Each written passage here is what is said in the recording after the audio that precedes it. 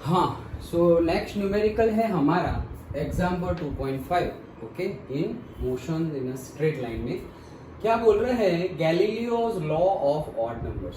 तो गैलीलियो ने एक लॉ दिया है ऑड नंबर्स के लिए, ये उसका स्टेटमेंट क्या है, ये उसका हेडिंग है, Galileo's law of odd number. Statement क्या है, the distance is traversed during equal intervals of time. मतलब इक्वल इंटरवल्स ऑफ टाइम में जितना डिस्टेंस ट्रैवर्स हो रहा है, मतलब ट्रैवल हो रहा है, इक्वल इंटरवल ऑफ टाइम मतलब क्या कि हर बार से 1 सेकंड 1 सेकंड 1 सेकंड 1 सेकंड ऐसे, या फिर हर बार 5 सेकंड 5 सेकंड 5 सेकंड, हर बार 10 second 10 second 10 second. Equal interval of time में जितना डिस्टेंस ट्रैवर्स हो रहा है by a body falling from rest, मतलब गिर रही है, फॉलिंग फ्रॉम रेस्ट, ट्रैवल हो रहा है मतलब ऐसे सीधा नहीं, ऐसे सीधा स्ट्रेट लाइन ऐसे वाई डायरेक्शन में, जैसे हमने लास्ट न्यूमेरिकल फ्री फॉल का देखा, तो फ्री फॉल ऐसे गिर रहा है इक्वल इंटरवल ऑफ टाइम में रेस्ट पे से, stand to one another in the same ratio as the odd numbers beginning with the unity। मतलब क्या बोल रहे हैं कि ये जो डिस्टेंस ट्रैवल्ड है, ओके, जैसे कि कोई ऑब्जेक्ट है, हमारा ऑब्जेक्ट है यहाँ पर,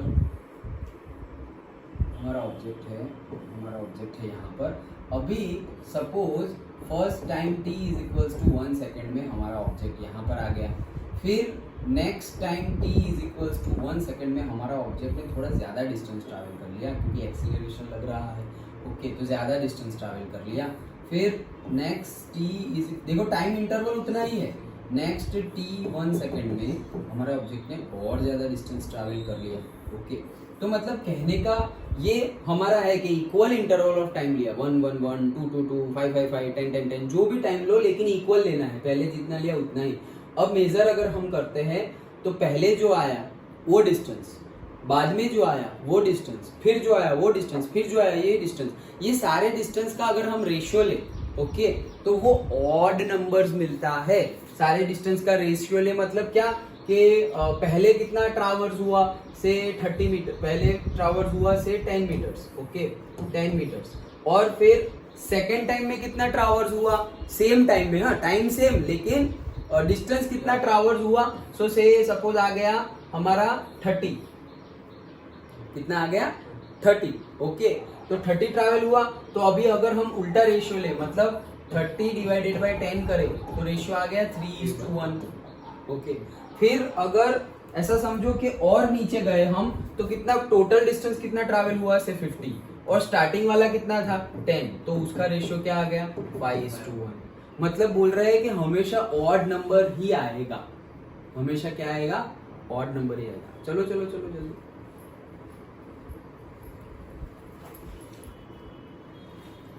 हाँ, सो हम न्यूमेरिकल स्टार्ट कर रहे हैं। तो क्या बोल रहे हैं ये कि गैलीलियोस का लॉ बोल रहा है कि जितने सेम टाइम में इंटरवल में डिस्टेंस ट्रैवल करे तो वो डिस्टेंस ये ही नंबर आएगा, मतलब ऑड नंबर ही आएगा 1 3 5 7।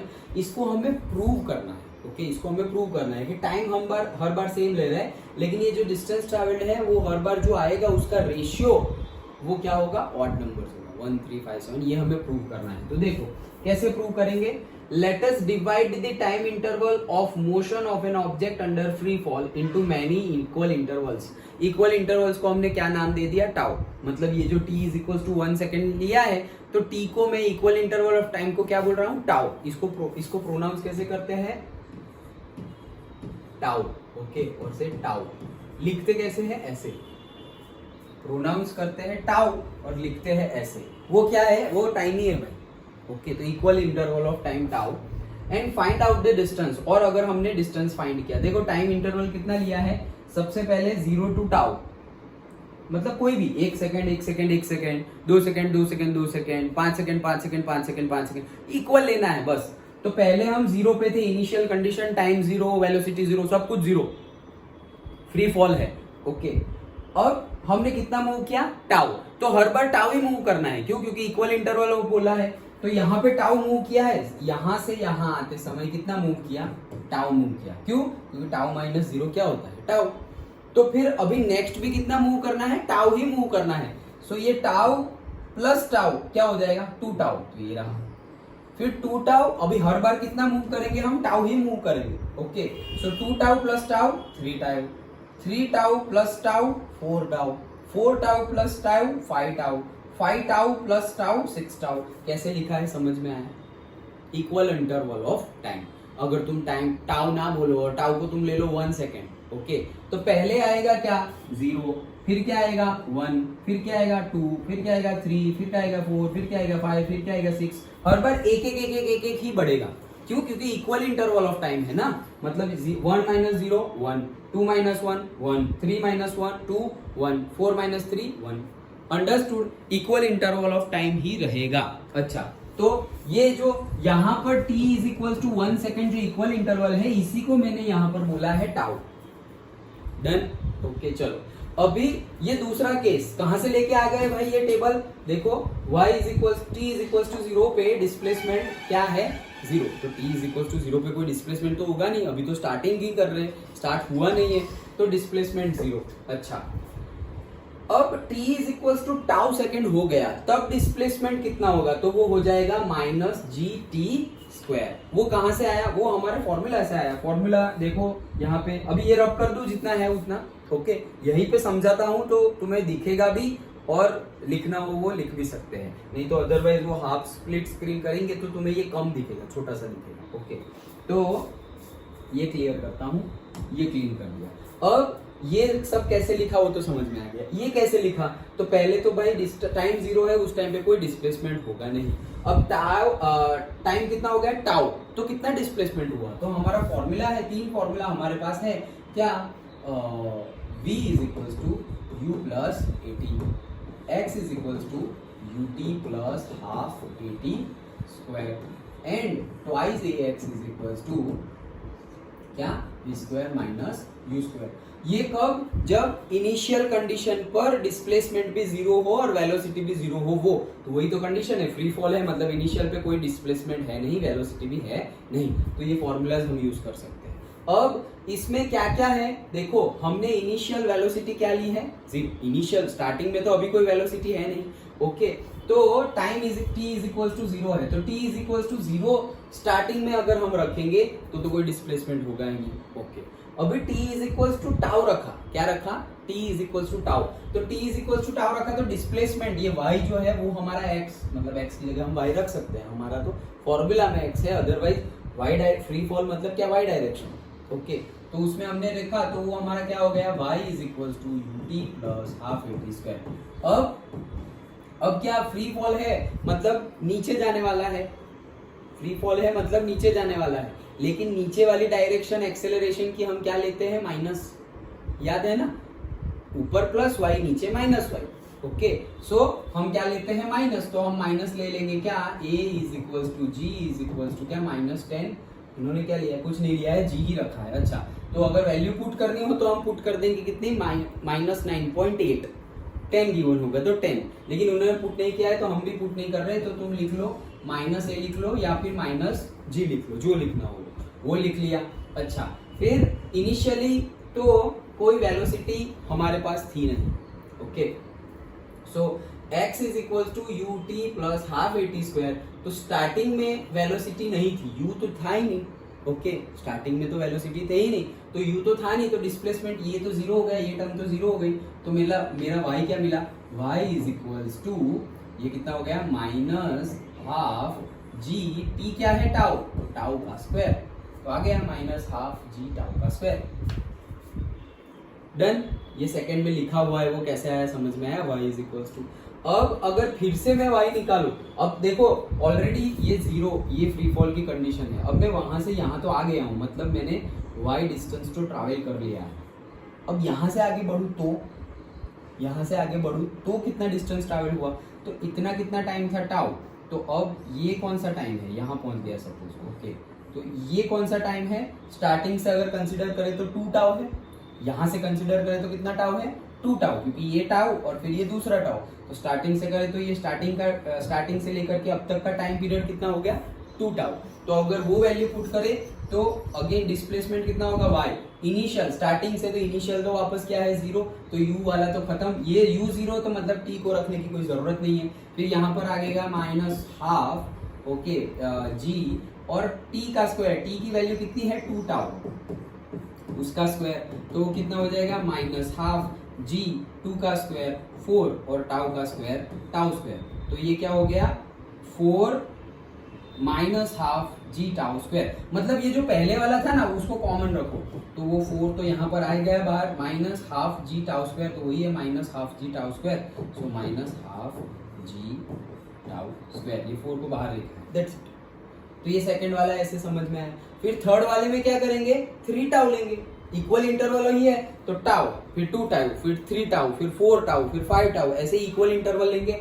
तो अगेन इसमें वैल्यू पुट करेंगे, अगेन इनिशियल वेलोसिटी 0 है तो ये टर्म तो गया, तो फिर यहाँ 3 टाउ रखेंगे तो क्या हो जाएगा, देखो रख के दिखाता हूँ, y इज इक्वल टू ये वाला टर्म 0, a की जगह माइनस लिखेंगे तो माइनस हाफ, a की जगह a लिखो या g लिखो व्हाटएवर, t की जगह हम क्या लिखेंगे 3 टाउ का स्क्वायर, तो क्या होगा माइनस हाफ जी तो है ही, 3 का स्क्वायर 9 और टाउ का स्क्वायर टाउ, 9 बाहर आ गया और ये सब जो है उसको एक ही ब्रैकेट में लिख लो, माइनस हाफ जी टाउ का स्क्वायर, डन।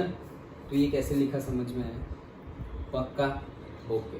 थर्ड पे आते हैं, थर्ड टेबल हमने क्या बनाया है y in terms of y not के टर्म में हमारा क्या है y नॉट के टर्म में, मतलब इनिशियल डिस्प्लेसमेंट मतलब पहला जो हुआ उसको हमने इनिशियल बोल दिया, तो पहला हमारा कितना हुआ है, पहला डिस्प्लेसमेंट हमारा पहला जो मतलब टाउ वैल्यू रखी, पहला डिस्प्लेसमेंट मतलब पहला टाइम, तो पहले टाइम के लिए हमारा क्या बना है, पहले टाइम के लिए हमारा बना है यही पहली बार टाउ लिया तो यही वैल्यू आई थी, तो वो इनिशियल डिस्प्लेसमेंट हो गया, तो ये हमारा इनिशियल डिस्प्लेसमेंट है, मतलब ये क्या है y नॉट, ओके। तो ये क्या लिख दिया हमने y नॉट, इनिशियल डिस्प्लेसमेंट मतलब पहला वाला डिस्प्लेसमेंट, तो पहले जब time t is equal to tau रखा तो कितना डिस्प्लेसमेंट हुआ, इतना, इसको मैंने क्या नाम दे दिया y नॉट, डन, ओके। तो ये y नॉट है। अब टोटल फिर वापस कितना डिस्प्लेसमेंट हुआ, minus half g tau square, तो देखो अब इसको ही हम चेंज कर रहे हैं, ये कितना था minus 4 half g tau square, तो minus half g tau square की वैल्यू तो क्या है y नॉट, तो y नॉट के मल्टीप्लाई में क्या है 4, तो यहाँ पे 4 y नॉट, यहाँ पे 9 है तो 9 y नॉट, समझ में आया। इनिशियल डिस्प्लेसमेंट है हमारा y नॉट, अगर हमने ये फॉर्मूला लिखा तो ये तो क्या है y नॉट, तो ये क्या हो गया 4 y नॉट, ओके। अगेन ये तो ये क्या है, ये है हमारा y नॉट, तो ये क्या हो गया टोटल 9 y नॉट, लेकिन ये कब, जब टाइम हमने 3 टाउ लिया, ये कब, जब टाइम हमने 2 टाउ लिया, डन। तो ये पूरा टेबल, ये भी कैसे लिखा, ये कॉलम समझ में आया, पक्का। देन ये डिस्टेंस ट्रैवर्स्ड इन सक्सेसिव इंटरवल्स, मतलब कि जब इंटरवल हुए तब कितना डिस्टेंस ट्रैवल हुआ, टाइम तो हमने सेम लिया है, ये 1 सेकंड 1 सेकंड 1 सेकंड या tau tau tau tau tau, हर बार हम इतना ही बढ़ रहे हैं, लेकिन क्या डिस्टेंस भी हर बार उतना बढ़ेगा, उतना नहीं बढ़ेगा, यूनिफॉर्म एक्सेलरेशन नहीं है ये, okay.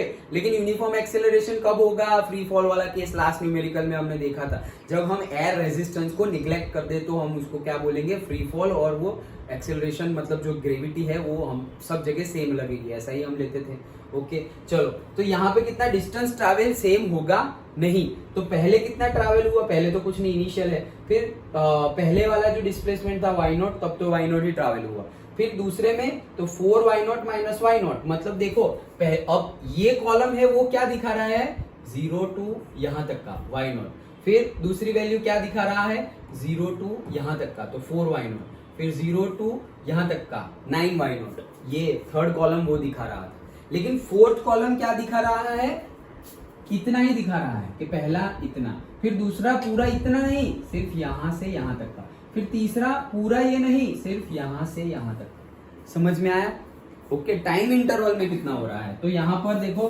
4 y not minus y not 3 y not, 9 y not minus 4 y not 5 y not, समझ में आया।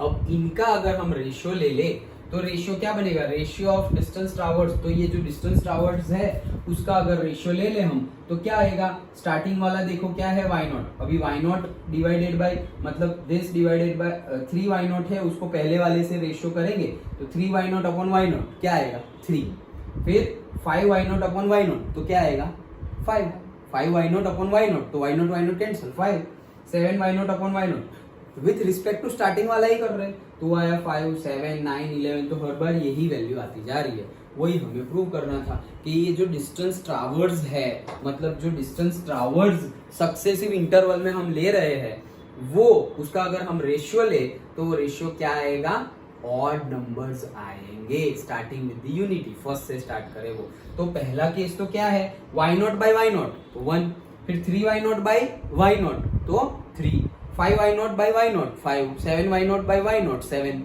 डन, समझ में आया पूरा न्यूमेरिकल। ओके, क्या किया हमने, फिर से बताता हूं। हमने बोला, उन्होंने बोला है कि भाई ये गैलीलियो का लॉ ऑफ ऑड नंबर्स है, जो क्या बोल रहा है, distance traverse during equal intervals of time, मतलब हर बार अगर इक्वल इंटरवल ऑफ टाइम लिया जाए कि हर बार 10 सेकेंड, हर बार 1 सेकेंड, हर बार 2 सेकेंड, इक्वल लेना है मस्त। तो बाय अ बॉडी, कहाँ, by a body equal interval of time, तो डिस्टेंस जितना ट्रैवल होगा, फ्री फॉल कर रहे हैं हम, falling from the rest, falling from the rest, free fall है तो t is equal to 0, initial velocity भी 0, स्टार्टिंग में तो नहीं होगी, तो initial velocity is equal to 0, वो ले लेना है। Stand to one another in the same ratio as the odd numbers beginning with the unity, namely 1:3:5:7, prove it. Okay, तो हम स्टार्ट कहां से करेंगे, स्टार्ट हम करेंगे इक्वल इंटरवल ऑफ टाइम से ही स्टार्ट करेंगे। तो पहला 0, देन दूसरा एक टाइम पीरियड लिया, आओ बैठो, मुझे लगा तुम नहीं आओगे इसलिए मैथ्स मंगवाया है, कोई बात नहीं, अभी तो फिजिक्स चल रहा है।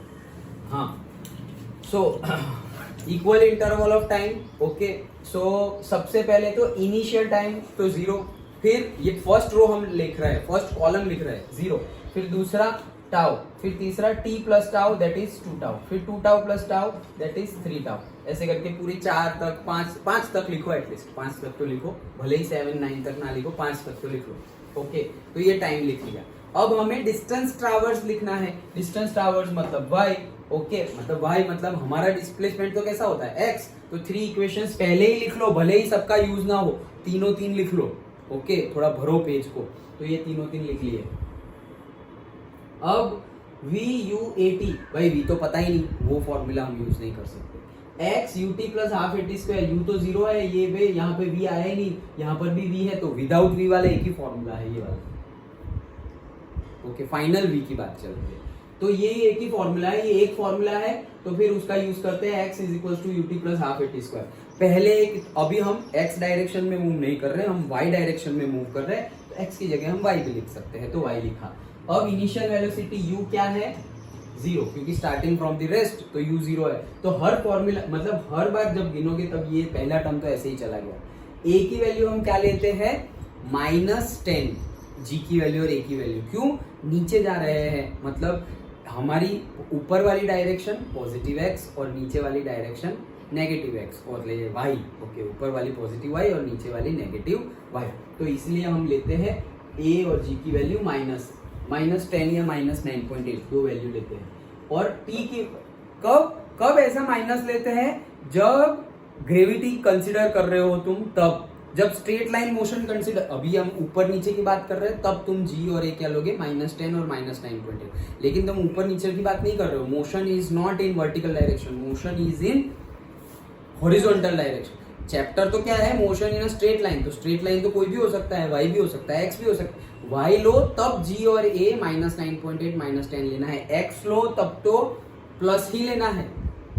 डन। ओके, चलो, तो ये तो टर्म हर बार चला ही जाएगा, तो यहाँ पर माइनस आ जाएगा, और t वो जो भी हम लेंगे, टाउ, 2 टाउ, 3 टाउ, 4 टाउ, उसके अकॉर्डिंगली वैल्यू पुट कर देनी है। तो पहली वैल्यू पुट की तो हमारा आया -g टाउ स्क्वायर, वो यहाँ लिख दिया।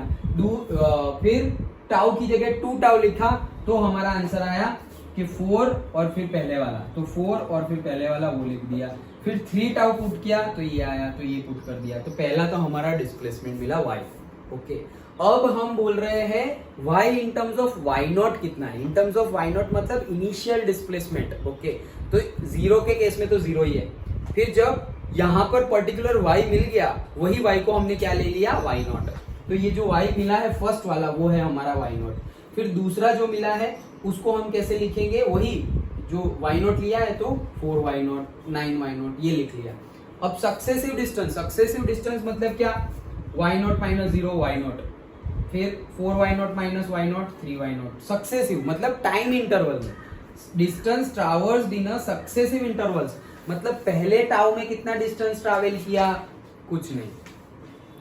पहले टाउ में कितना, मतलब पहले जीरो केस में जीरो, लेकिन पहले टाउ में कितना डिस्टेंस ट्रैवल किया y0, दूसरे टाउ में कितना ट्रैवल किया 4y0 माइनस y0 तो 3y0, तीसरे में 9y0 माइनस 4y0 तो 5y0, ऐसे लिखा। देन रेशियो लेना है, तो रेशियो तो अभी पता ही चल गया है क्या, 3y0 by y0 1, 5y0 by y0 5, मतलब 3y0 बाई y0, पहले तो y0 बाई y0 1, फिर 3y0 by y0 3, 5y0 by y0 5, 7y0 by y0 7, तो ये सारे ऑड नंबर्स मिले। यही था हमारा न्यूमेरिकल। अंडरस्टूड, आया समझ में? ओके, सो ये हमारा न्यूमेरिकल था।